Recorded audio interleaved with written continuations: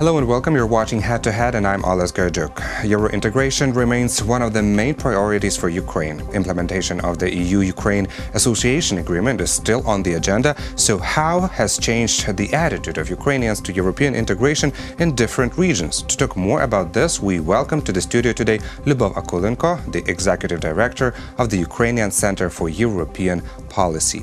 Hello and thank you for joining us. Good afternoon. Good afternoon. So how do Ukrainians see the European Union and possible integration with it after 2014, after 2017, when the association agreement went into force? After 2014, we are observing that the level of support of EU is increasing constantly. Okay. I suppose that there are lots of factors, but the main factor is war with Russia. Those facts that we have difficult relations with Russia, the level of support of Russia is decreasing, while the level of support of EU is increasing. Mm-hmm. But do people choose to support the opponent of Russia, or do people choose to support the European Union because of the values, because of some other priorities that they think of? People are supporting EU since they are expecting that implementing of EU standards will increase very much the level of life. Okay. If you analyze all this survey, you will see that the only thing that Ukrainians are interested in EU is a higher level of life. What survey are we talking about? We are talking about a survey of Democratic Initiative Foundation after Ilko Kucherev. They are realizing lots of researches, and it was the last research that was made in September. They were interested in the level of support of Ukrainians to the European integration issues in different regions. So the general track is that support is increasing, but as usual, the level of support is not so high in the eastern Ukraine and in the southern Ukraine. Why so? I think that it's not so easy. 4 years, it's not enough to change the level of thinking of those people who were constantly supporting Russian ideas and Russian way of integration in terms of with Belarus, Kazakhstan and other countries. It's my personal point of view. But the biggest problem for us currently is that, as I mentioned before, people are expecting that association agreement and EU will help us to increase the level of life. But if to speak about association agreement, it is impact of the agreement that can happen here after 15 or 20 years. It cannot happen immediately because there are some of the cycles of economic development. And stages, of course, but are people aware of that? I suppose that they are not aware, and it will not be easy to explain them that, okay, association agreement provides a lot of benefits for us, but if you want your level of life was start to increase, you need to wait for 15 or 20 years. Or even more years. So basically our children will live better. This is already for our children. And I'm sure that we need to tell this information to Ukrainians, since if we will not share this information, I suppose that people can start not to support EU because they have like very high expectations from Yes, and then it will be upsetting for them that nothing is changing and so they do not see the visible changes. Constantly on each occasions, on public events, that guys, it's like the economic effect that we can reach in 15 years.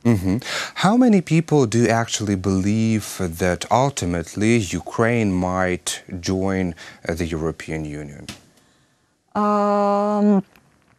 Preliminarily 60%. Of 60% of people, but it's also there is very interesting question about if it is important for Ukraine to become a member of EU.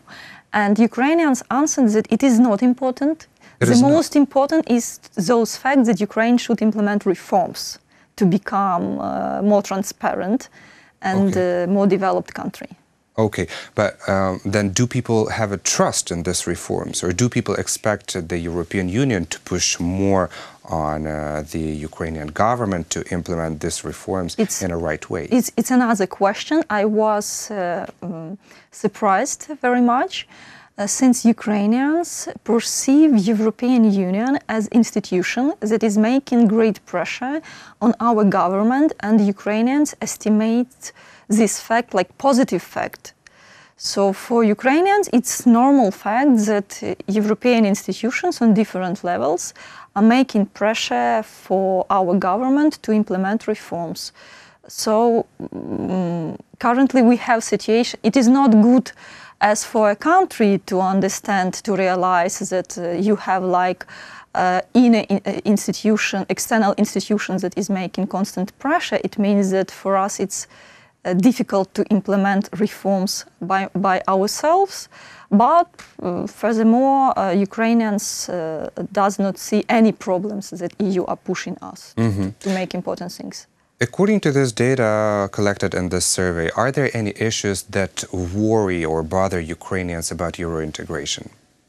The only thing that Ukrainians started to worry, it's about immigration, labor immigration. Okay, so they are afraid that people will run away from the country. That people will move to Poland, to Hungary or other countries to search a job. Okay. Well, we have already this visa-free regime with the European Union for more than a year already. Of course, it's about tourist visa, but still, what is the data? Did this labor migration, well, now we are talking about illegal labor migration, increase? I was analyzing only the data of this research, and according to this research, only 20% of Ukrainians are traveling to EU. So 80% they are not traveling to the European countries at all. It is our big problem that Ukrainians maybe do not like or do not have possibility even to travel inside the country. So I cannot answer your question about labor migration, but if to compare general migration and the level of migration is not very high, if to speak about people who are moving abroad. So it's not very good. It means that we are a poor country. We do not have enough money to travel in to afford even this cheap routes, since we have many low-cost airlines opened in Ukraine now? I cannot say that we have lots. Well, not lots, yes, but the main ones are present in Ukraine, yes. We have some of them. Also, we have a train connection with Poland. We have possibility to buy cheap tickets for bus tours, but you see, it's not. All these options that we have to travel are not enough for our people, and this problem is not new for us. Whom do Ukrainians blame in that? There were no such questions. What other interesting aspects did this survey show? Also, this survey shows that people suppose that the biggest pusher and the most effective pusher of association agreement is president.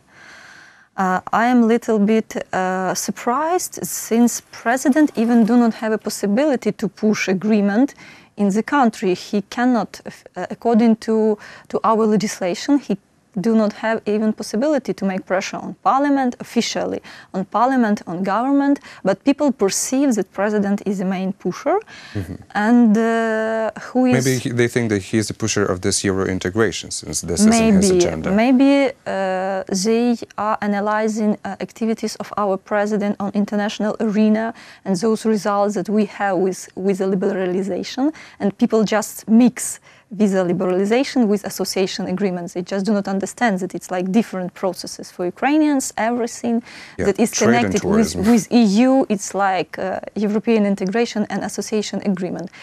And the biggest problem, the biggest group that is making problem for implementation of association agreement are oligarchs and bureaucrats. So it's according to this survey.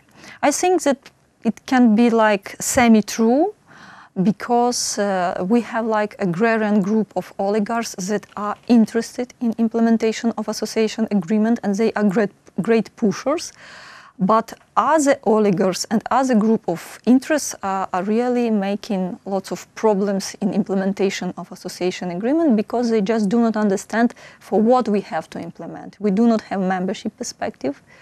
What will be the profit? They cannot understand what will be the profit. The country is very big. We have lots of such business groups, and really they are blocking. And they don't want new standards to be implemented also. They are afraid because they are expensive. Yes. Do we have any data to compare with this current survey, maybe with the way people used to think years before? For me, it's difficult to speak about this survey to compare with other researchers, since I'm interested not so much in sociological data. I'm interested much in those processes, how Ukraine is implementing association agreement, and I want to stop on this issue. Ukraine started to implement association agreement in 2014, and now we have like 4 years when we are implementing agreement, and only now I see that we started to implement it more actively.